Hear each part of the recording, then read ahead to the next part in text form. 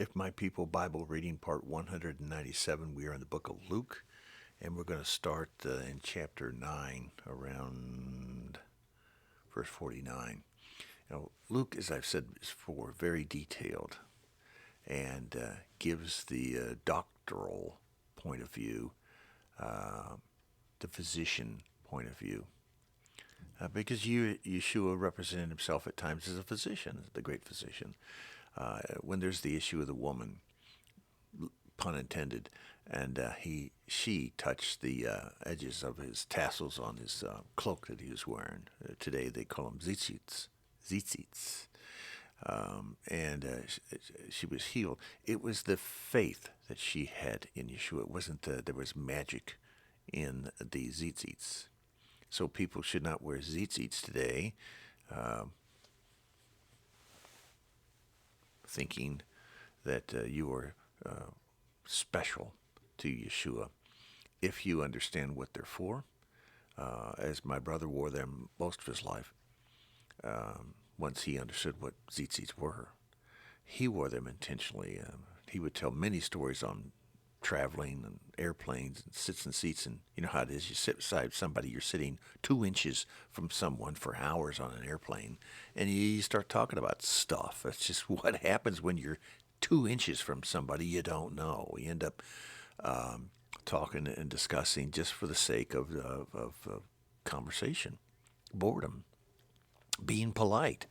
And he would always wear his tzitzits, and why? Because he would introduce his faith so that he could give it away. My brother would give everything away in his ministry if he could, if he was allowed to. There were people then who were in his sphere of influence who kept him from doing such things, and he would have continued it through his life if he had lived longer. So let's get into 197. I want to mention there that says, verse 59, chapter 9. Let's read that. He said to another man, follow me. But the man replied, Master, or in your Bible, once again, might say, Lord, first let me go. In other words, okay, I just want to make sure you get this understood. Master doesn't mean Yahweh. Lord does not mean Yahweh. When you read Lord throughout King Jimmy books, and all those that plagiarized off the King Jimmy, today there's thousands of different, and it says Lord, it doesn't mean that they're saying you are Yahweh. You are the Son of Yahweh. The only one who recognized it to Yeshua, that Yeshua brings up a point in the Bible, is when Peter said it, because he didn't mean master, he didn't mean Lord, he didn't mean like the guy in charge of my, doesn't say, today we use the word boss, my boss said.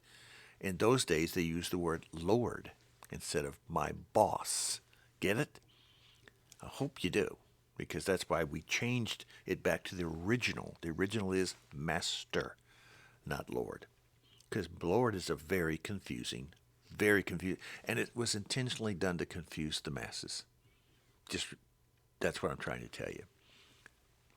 All right, should I put my deplorable hat on because I've just made somebody else? Well, I've learned that my whole way, and well, I'm not going to change anything. And the reason about this verse is Yeshua said to him, let the dead bury their own dead, but you go and proclaim the kingdom to Yahweh. Boy, does that start argument in churches right there. Well, look at that. Yeshua is so cold-hearted. Let me tell you how it was in Aramaic and in Hebrew thinking and behavior, so you understand the Western thought. Get the Greek Western Hellenism crap out of your head. It's this. If someone passes away, the head of the family, the firstborn, male, would take over the kingdom. Now that takes time to take over their little world, their ranch, their business. That takes time. And if you have someone that's passed away, you also have a mourning period. So it may take a week, a month, a year, a lot of times in our circles today, it's 3 years. It's tradition to have 3 years after a death in the family before you remarry again. Here's that tradition. Yeshua's bringing that up. He knows people's behavior. It's like, I'll come and follow you, but it'll be about 3 years from now before I'm ready to do that, okay? I can't help you. That's what Yeshua's talking about. He says, my kingdom cannot wait for your kingdom to get its act together. That's what he's saying. It's not about just, let the guy, my father's dead. He's laying in the ditch in front of the house. Just leave him there. Come on, let's go. The birds will take care of it. Chapter 10. How many people that are mad at me now about that? Oh, you're blasphemy. No, it's not. Chapter 10. Verse 2. Torah 2, 3, 4, 5, 6, 7, 8, 9, 10, 11, and 20, 27, 28 of chapter 10. All Torah. He told them, verse 2, the harvest is plentiful, but the workers are few. Ask master of the harvest, therefore, go send out workers into his harvest field. Go, I'm sending you like lambs among the wolves. Pay attention to that. I am sending you out like stupid, ignorant lambs among the foxy wolves. Crafty, evil, hungry. Do not take a purse, a bag, sandals. Do not greet anyone on the road. Have you heard that before? Yeah, we just did that in 196. When you enter a house, first say peace to this house. Shalom. If a man of shalom is there, your shalom will rest on him. If not, it will return to you. Stay in that house, eating and drinking whatever they give you, for the worker deserves his wages. Do not move around from house to house. Second time he said that. Verse 8, when you enter a town or welcome, eat what is set before you. That doesn't mean pork and non-kosher things. Hello? Okay. Heal the sick who are there and tell them the kingdom of Yahweh is near you. Just being someone, just comforting someone, just one-on-one with sometimes is really a healing process. Okay, he's not wanting you to put magic spells or throw fairy pixie dust on top of people. Here, take some of this Vicks I brought with me in my bag. It's not what he's talking about. Just people are mostly depressed, have health issues based upon their lack of faith in Yahweh. When you have no belief, there's so many people today that have no belief whatsoever in a eternal Father, and if they don't, which you may not understand because you're a believer, but for them, it's serious about everything. Everything's serious today, and it's got to be their way because their whole world's falling apart. They have no Father. They have no Yahweh to believe in, and no pathway to get there through the Son. The Son. And for them, as in verse 11, the kingdom of Yahweh is near because, in about 20 years, they're all going to be dead, or 30 years from now. So their kingdom in which they will reach, if they are still resting the ground, their bodies are, and they're not going to be resurrected till the great white throne judgment. Their kingdom is over. So yeah, thousands of years ago, their kingdom was near, it ended, and now they're waiting for the resurrection, for judgment, for eternal life or eternal separation from the Father. So it didn't come. A lot of the disciples, when Paul was dealing with them and who were going through all of Galatia and Thrace and Greece and Rome and in other places that he went, Turkey, the small islands that he crashed and shipwrecked on and everything else, they were some of them were thinking that the kingdom was nigh. It was tomorrow, and Paul had to straighten them up a little bit. Which is what I told you here. Their kingdom of Yahweh is near, but it was thousands of years ago, so it hasn't happened. That's true, but these people aren't here, and they can't see. And I don't know how many times I've been to funerals, and I've played a lot of funerals through bagpipes. And I hear this from the pastors. Well, now, they're looking down on you from heaven. They got little wings, and they're looking down on you, and they're listening to you. So they're not gone. You can talk to them, and they hear you, and they're praying for you in heaven. I hear all kinds of total lies coming out of the pastors. Well, Bruce, you need to comfort people in times of, yeah. Does comfort mean lie to their teeth and set them on a path of a religious bunch of crap and nonsense to believe in so that they keep passing this crap on down to their children and the children's children? Children are not as dumb as you think they are. Tell them the truth at the beginning. The life that you lead now is right here. The kingdom of Yahweh is near. Chapter 10, verse 11, and it says it over and over and over again in other readings. Torah, verse 20. However, do not rejoice that the spirits submit to you, but rejoice that your names are written in heaven. He had given authority,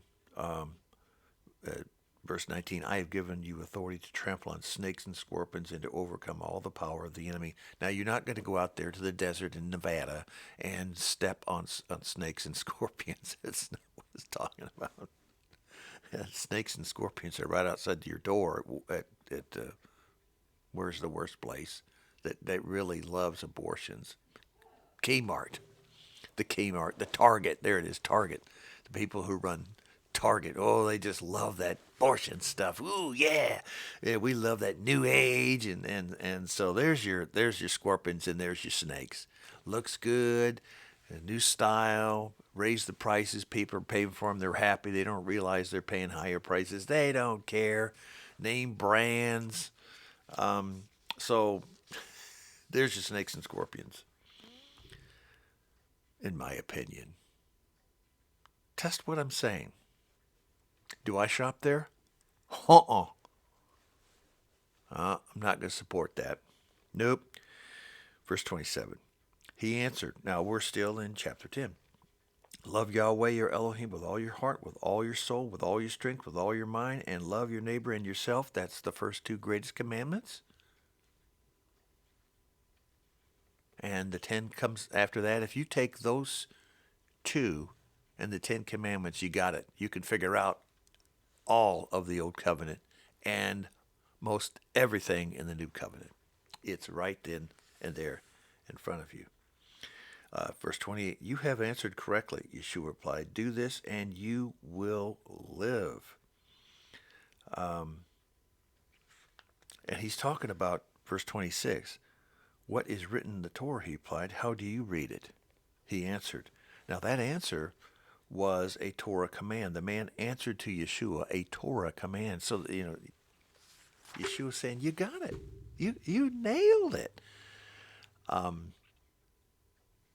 Then he talks about the priest on going down the same road. That's the Good Samaritan thing. That's why, if you think about it, as we started and mentioned in the last two readings, Yeshua spent the great majority of his time in Jerusalem. No, he didn't. He spent a great majority of time at the temple where his father was. No, he didn't. Or it was his temple. No, it wasn't.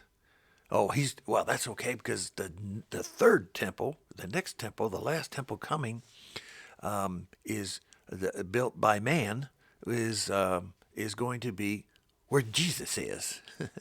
No, it's not. That's where the great pretender is going to be, the adversary, the Antichrist. The next temple, and which is eternal, coming. The eternal next temple is not built by man. Not one stone. Not one stone. It's built upon the foundation of the representation of the 12 tribes and then all the other aspects of the kingdom of heaven being compared to the kingdom of heaven on earth. But it is not built by man at all. And where this is going to be It's going to be in the oblation sanctuary area. The book of Ezekiel tells you where that is. It is north of Jerusalem. It is not in Jerusalem at all. See you at the next reading. 170, I think. Or 198. Sorry. See you at the next reading.